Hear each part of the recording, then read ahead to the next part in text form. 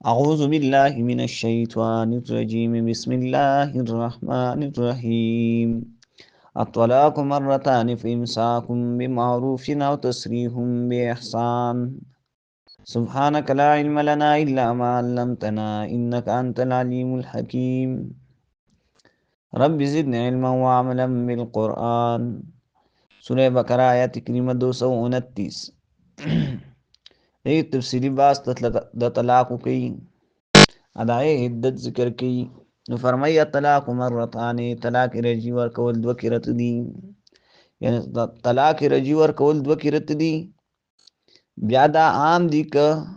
بغیر د بدلیه کو په بدله د مال کې نای ته خله ویلی شي اوس یو ښځه خاوند نه تنګه ده خاوند ول طلاق نه ورکوي نو دا به پیسې ورکړي او ځان به اخلاص کړي په صحیح قانون سره فرمایا الطلاق مرتان طلاق رجی ورکول دو کرت دی فإمساکم بمعروف فساتل دی د ښځو په هي طریقې سره چې د هغې ضرورتونه پوره کولی شي او تسریح بإحسان یا د هغې رخصتول دی او پرېښودل دي بإحسان په هي طریقې سره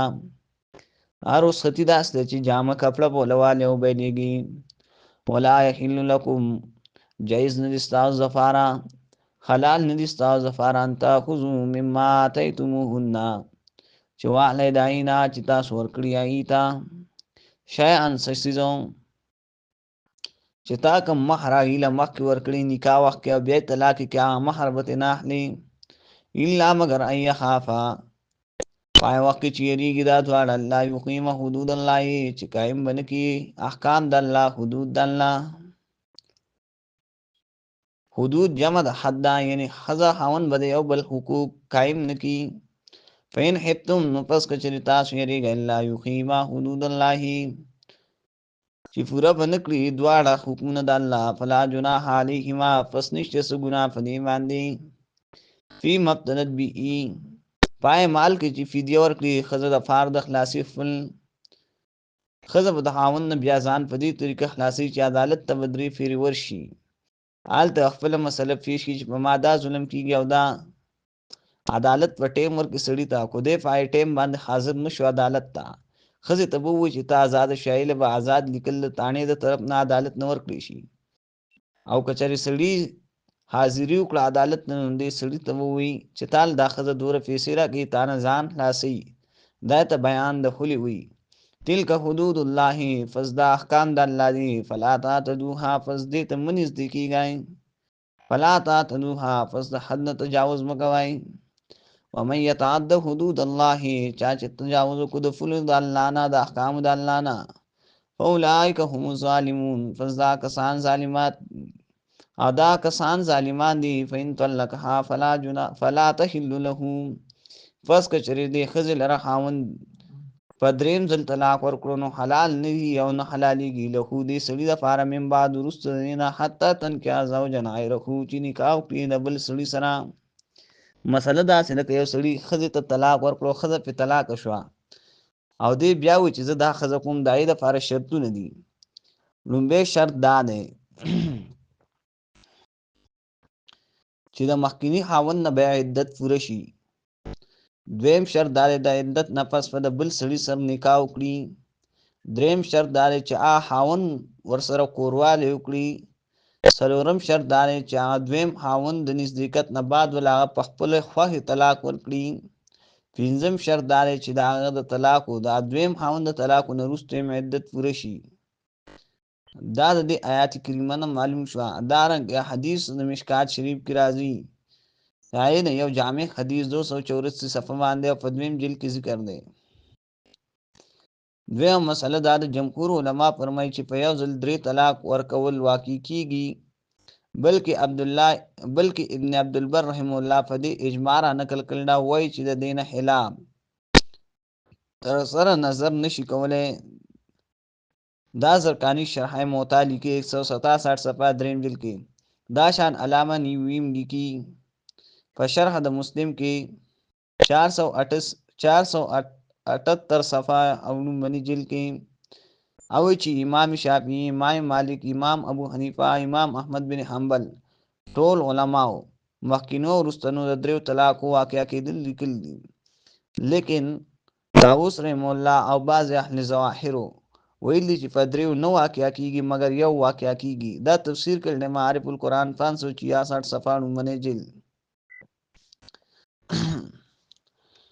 فین طلقها پس کا دویم خاوند فین طلقها پس کچری دور ته طلاق ورکړو فدریم ځل فلا تحل له پس نه حلالېږي د لپاره من بعد وروسته دینه حتی تنکح زوجا غیره پس دای نه چې نکاح وکړي د بل خاوند سره. فین طلقها که ولم په خپلې خوشحالۍ طلاق ورکړو فلا جناح علیهما پس نشته څه ګناه په دې بنو دواړو باندې یتراجعا چې رجوع کړي دواړه په نکاح کولو سره ان ظنا یقیم حدود الله که دواړو دا یقین وي چې قایم به وساتي احکام د الله. وتلک حدود الله دا احکام د الله دی یبینها بیانې لقوم دپاره د قوم یعلمون چې پوهیږي. پیدا لفظ صریحي طلاق رجی دی او غیر صریحي باین دی او درې طلاق ته معلز دی او رجوع فقول او فعل سره کېدی شي. تفسیر فقهي کتابونو کې دی. دارنګه افضل التراجم 49 صفحه باندې لیکي وإذا طلقتم النساء کله چې تاسو طلاق ورکوئ بیبیان ته په بلغنا ورسیږي اجلهن نیټې خپلې ته یعنې عدت ته فامسکوهن پس ایثار کړئ دي لره ساتئ دي بمعروف په ښې طریقې سره ښه طریقه په رجوع کولو سره یا په جما کولو سره او د هغې ضرورتونه پوره کول او سرحوهن بمعروف یا هغې پرېږده یا رخصت یې کړئ بمعروف په ښې طریقې سره چې جوړه جامه ولوالی. ولا تمسکوهن ضرارا لتعتدوا او مه حصاروئ دې زنانو لره د پاره تکلیف د دې چې زیاتې پرې وکړئ چې نه یې پرېږدي او نه ورته ښځه وایي. ومن یفعل ذلک فقد ظلم نفسه چا چې وکړو دا کار یقینا د ظلم وکړو په خپل ځان باندې. ولا تتخذوا منیسئ آیات الله آیاتون د الله هزوا په ټوکو سره وذکروا نعمت الله یاد کړئ نعمتون د الله چې کړي دي علیکم په تاسو باندې څنګه یې کړي دي داسې کړي دي چې تاسو کې اسلام دارنګې په تاسو کې راولېږل پیغمبر دارنګې تاسو کې قرآن کریم راولېږل او د ذکر نه مراد شکر کول دي پای باندې عمل کول دي. وما انزل علیکم من الکتاب چې رالیږلی دی په تاسې باندې کتاب قرآن والحکمت او سنت یعظکم به الله واعظ کوي تاسو ته منع کوي تاسو د طلاق ورکولو نه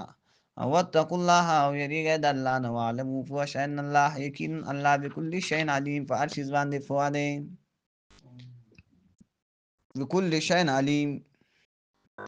او واعلموا کې اشاره ده چې انسان په وخت مخالفت د کتاب او سنت کې پشان د سنت په مخالفت کې دی جاهل دی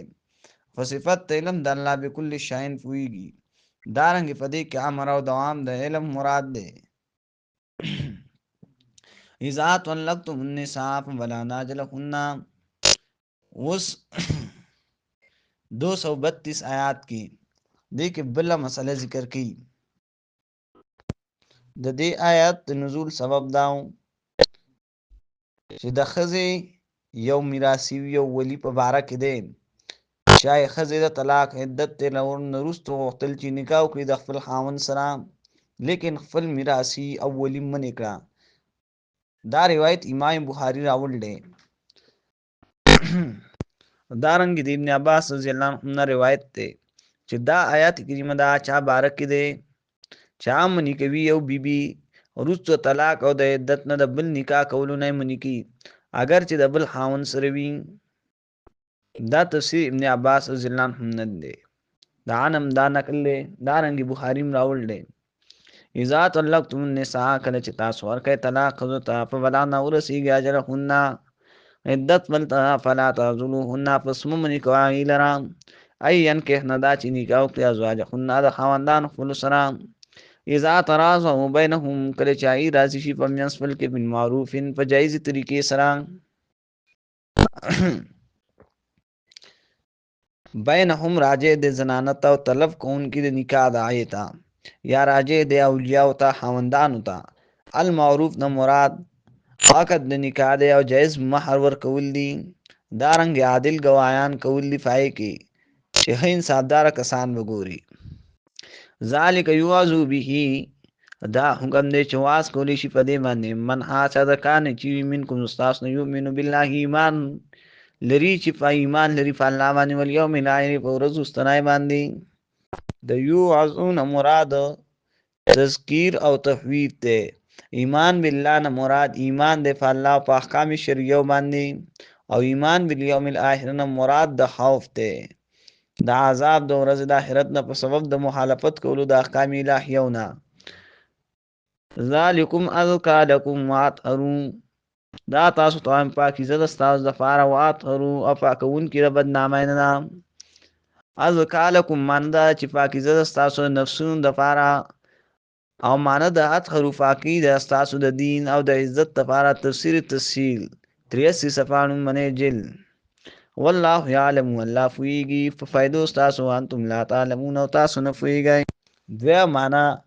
په دې کې فرق د حکم شرعي او د رسم رواج ته اشاره ده چې الله په احکامو کې فائدې د انسان هېري الله پای پوهه دی او انسان پای علم نه لري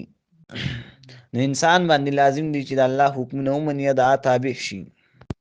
سبحان الله وبحمده سبحان الله العظیم.